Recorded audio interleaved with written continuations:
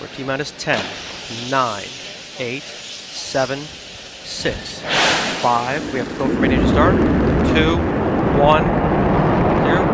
Booster ignition and liftoff of Shuttle Endeavour with NASA's final space station crew compartment that brings a bay window view to our celestial backyard.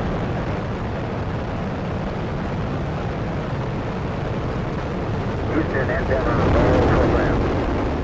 Roger, roll, Endeavour. This is Mission Control Houston. Endeavour's roll maneuver is complete. It's now in a heads-down position on track for its flight to the International Space Station. ശാസ്ത്രം വളരെയധികം പുരോഗമിച്ചു വരികയാണ്. മനുഷ്യർ ഭൂമിയും കടന്ന് പല ഗ്രഹങ്ങളിലേക്കും പോകുന്ന അവസ്ഥയിലേക്ക് വരെ എത്തിയിരിക്കുന്നു.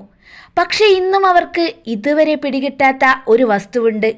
ശാസ്ത്രത്തിൻ്റെയും സാങ്കേതിക വിദ്യയുടെയും കൊടുമുടിയിലെത്തിക്കാൻ സഹായിച്ച ആ ഒരു വസ്തു.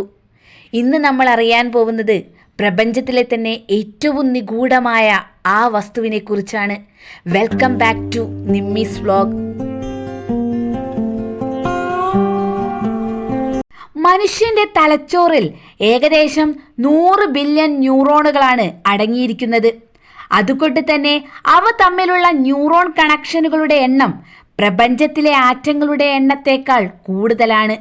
നിങ്ങൾ ഏതെങ്കിലും കാര്യത്തെക്കുറിച്ച് സങ്കല്പിക്കുകയാണെന്ന് കരുതുക.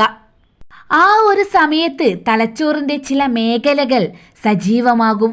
എന്നാൽ വിചിത്രത എന്താന്ന് വെച്ചാൽ നിങ്ങൾ സങ്കല്പിച്ച കാര്യം അനുഭവിക്കുമ്പോഴും തലച്ചോറിൻ്റെ ആ മേഖല തന്നെയാണ് സജീവമാവുന്നത്.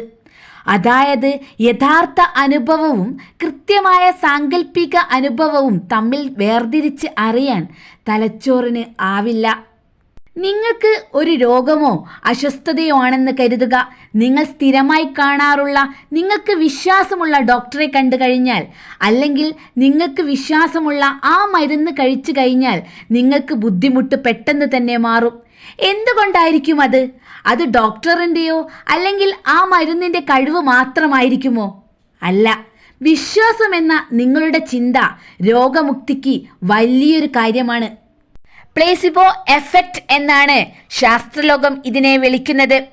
അതായത് ആ ഒരു മരുന്ന് കഴിച്ചാൽ പൂർണ്ണമായും തൻ്റെ അവസ്ഥ ഭേദമാവും എന്ന തലച്ചോറിൻ്റെ വിശ്വാസവും പ്രതീക്ഷയും ആ രോഗം മാറ്റുന്നതിന് വലിയ കാരണമാവുന്നു.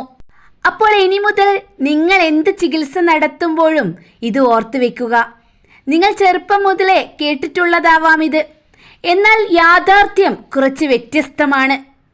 1960കളിലും 1970കളിലും മൈക്കൽ ഗസാനിക എന്ന ശാസ്ത്രജ്ഞൻ സ്പ്ലിറ്റ് ബ്രെയിൻ സർജറിയുള്ള രോഗികളെക്കുറിച്ച് ഗവേഷണം നടത്തി. ആ ഒരു ഗവേഷണം അതുവരെയുള്ള ഒരു വിശ്വാസത്തെ പൂർണ്ണമായും പൊളിച്ചെഴുതി. എല്ലാ സമയവും നമ്മുടെ തലച്ചോറ് 2 വശങ്ങളിലുമായി തന്നെയാണ് സദാ പ്രവർത്തിക്കുന്നത് എന്ന യാഥാർത്ഥ്യം അദ്ദേഹം അന്ന് കണ്ടെത്തി. നിങ്ങളുടെ ജീവിതത്തിൽ തീരുമാനങ്ങൾ എടുക്കുന്നതും കാര്യങ്ങൾ ജഡ്ജ് ചെയ്യുന്നതുമെല്ലാം തലച്ചോറിലെ ബ്രീഫ് ഫ്രണ്ടൽ കോർട്ടക്സിലാണ് നടക്കുന്നത്. എന്നാൽ ജീവിതത്തിലെ ഒരു പ്രത്യേക അനുഭവത്തിലൂടെ നിങ്ങൾ കടന്നു പോകുമ്പോൾ ഈയൊരു ഭാഗത്തെ ആക്റ്റീവ് വളരെയധികം കുറയുന്നുണ്ട്. ഏത് അനുഭവമായിരിക്കും അത്? അതെ, പ്രണയം. അതെ, നിങ്ങൾ പ്രണയത്തിലായിരിക്കുമ്പോൾ എടുക്കുന്ന തീരുമാനങ്ങളെല്ലാം തന്നെ അത്രയധികം പ്രോസസ് ആവാതെയാണ് സംഭവിക്കുന്നത്. ഇതുകൊണ്ടൊക്കെ തന്നെയാവാം പഴമക്കാർ പ്രണയം അന്ധമാണെന്ന് പറയാറുള്ളത്. അപ്പോൾ എന്താണ് ഈ പ്രണയം? അപ്പോൾ എന്ത് മാറ്റമാണ് ഈ പ്രണയം നമ്മുടെ തലച്ചോറിൽ ഉണ്ടാക്കുന്നത്?